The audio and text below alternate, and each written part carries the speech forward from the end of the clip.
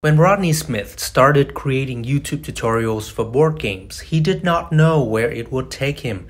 Now, after 12 years, the Montague resident has turned it into a full-time career. His channel, Watch It Played, has amassed more than 350,000 subscribers and more than 76 million views.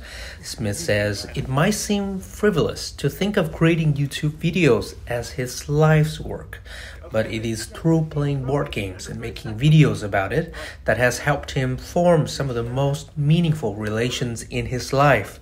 And he's proud of how his channel has been helping viewers make those similar connections for more than a decade. If in some way, some of what I'm doing is helping people have that next great experience with their friends, then that turns it from feeling kind of frivolous to something that maybe is actually perhaps important on some level, because we all need a little joy, a little fun in the world, and board games is a way that some people find that. Over the years, Smith has turned his YouTube work into a financially viable and sustainable gig. While views and viewer donations add to his income, most of it actually comes from board game publishers hiring him to teach their games, often newly released ones. It all started in 2011, a few years after his family moved to the island.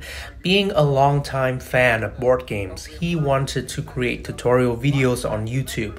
Back in the early 2010s, there were a few channels dedicated to teaching board games, so it's a rather niche market.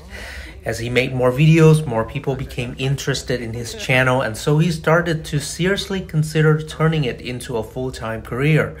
But Smith says he could not have done all of this without his wife's support at the beginning. To be honest, I have to give my wife a lot of credit because there was no money to make in the beginning, right? So my wife was working full-time and she saw the passion I had for it and said, well, look, why don't you give this a shot? And so I continued to make videos, and over time was able to go to my audience and ask them for financial support. If you enjoy what I'm doing, could you contribute a little something like putting a tip in a tip jar?